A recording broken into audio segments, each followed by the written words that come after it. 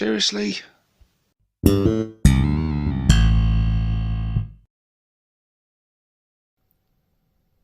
Hey guys, and welcome to another Orc Tactics video with myself, 6+ Stevo. In the last one we took a look at the Mega Knobs. In this one we are taking a look at the Flash Gitz.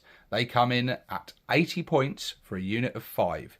You can increase the unit to a unit of 10, and their stat line is as follows.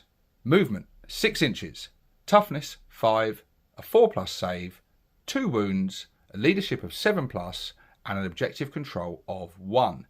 These are, for all intents and purposes, Orc Knobs. They have the same stat line as Orc Knobs. These are Orc Knobs with really flashy guns. They have the keywords infantry, grenades, and Flash Gitz. So first of all, the points, I think, is an absolute steal for a unit of Flash Gitz. I think these guys are very good. They've got some really nice DACA, as we'll see in a minute. And I think 80 points for a small unit of 5 of these Gitz, laying down some really good firepower and some other abilities as well. I think money well spent. That's a really good costing unit. So, where should we start? Should we take a look at the abilities first?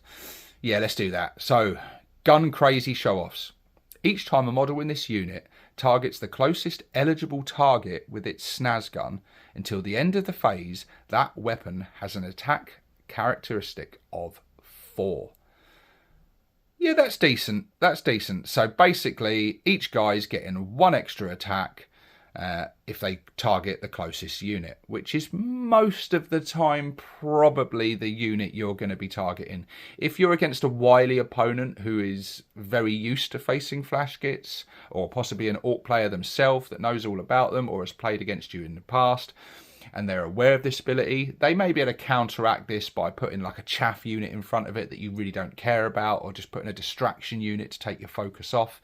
And then they're going to force you to make a tough decision. Do I want to shoot at that unit and get the maximum shots, or do I want to shoot at the unit I really want to shoot at and get and miss out on this ability?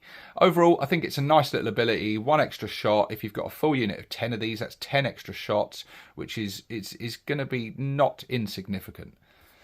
They've then got war gear abilities. They've got the option for an ammo runt. Once per battle, when this unit is selected to shoot, it can use this ability. If it does, until the end of the phase, ranged weapons equipped by models in this unit have the lethal hits ability.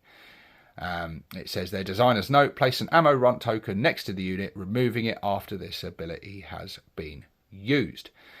Yeah, very nice. Lethal hits is really nice. It's just, it's one less, I kind of look at these lethal hits as like, it's one less hurdle to go through. You know, every time you're rolling dice, you're taking out failed, you know, hits or saves or whatever. So the less you have to roll the dice, the more effective you're going to be. So if you're only having to roll to hit, great. You then don't have to roll then to wound and then see that sort of, you know, reduction in wounds. Just being able to roll to hit, it's 1 dice roll, whatever you get there. It's a lovely ability. Lethal hits is actually a really nice ability. So let's take a look at these guns, shall we? These Snazzguns. Snazzguns are a heavy weapon. So if you stay still, you're getting a +1 to hit, which is really nice. And you're getting sustained hits 1. So yes, very nice. Sustained hits, all those 6s for extra hits, always welcome. They've got a range 24, 3 attacks, ballistic skill 5+, so if you stay still, you're hitting on 4s, strength 6, AP -1, and damage 2. These are nice guns. These are very nice guns, especially if you're coming up against Space Marines and the like. There's a lot of units and models out there now that have 2 wounds, so anything that does damage 2 is very nice. The AP of -1 is absolutely lovely. That makes a huge difference.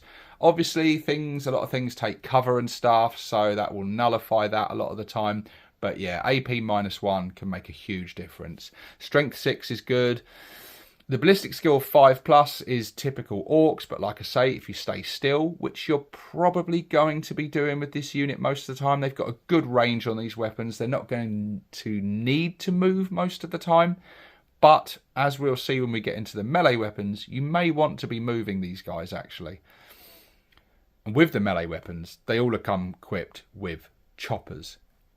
Choppers are great this edition. I absolutely love choppers. The fact that they've got a -1 AP, strength 5, hitting on 3s. These guys are getting 4 attacks with their choppers. So although everyone thinks of Flash Gitz as a shooty unit, for good reason, because they've got really nice guns and they're a very, very good shooty unit, they're also a really, really good combat unit. These guys are absolutely fantastic. And these guys get access to the chopper, which the knobs don't get anymore. Even knobs don't get choppers anymore. So the fact that you've got this sort of, they're great at shooting. They're great in combat. These Flash Gitz, in many ways, are so much better than knobs now. They're better at shooting, and they've got that chopper option. So yeah, and they're a nice surprise unit, because I think once the enemy, if they're not familiar with Flash Gitz, they're going to think, right, you know, you fight the shooty stuff, you shoot the fighty stuff. You know, that's a kind of a given rule that a lot of people go with on the table. But when they do that with these guys, they're going to get a nasty surprise that, yeah, these guys can shoot, but yeah, these guys can also fight as well. So now what are you going to do?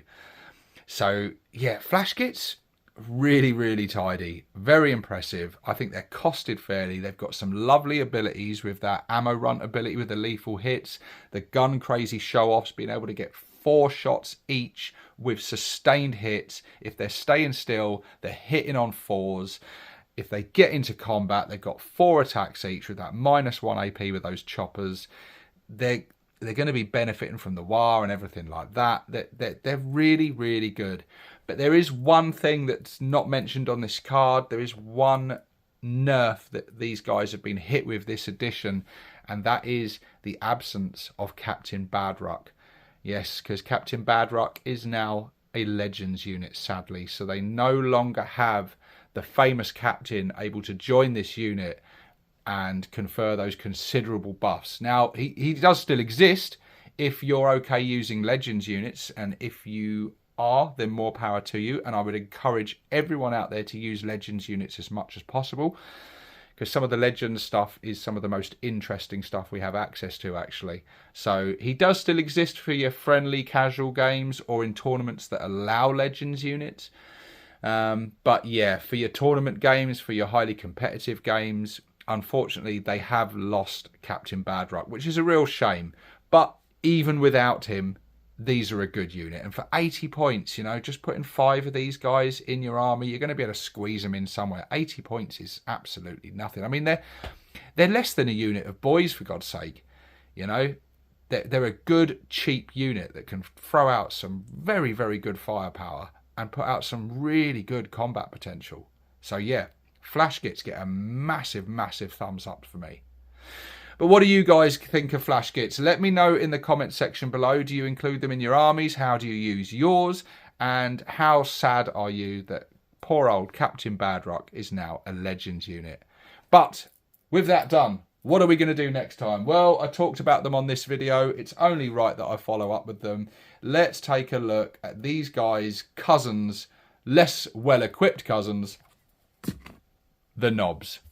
Join me on that one, guys. This is 6+ Stevo, signing out.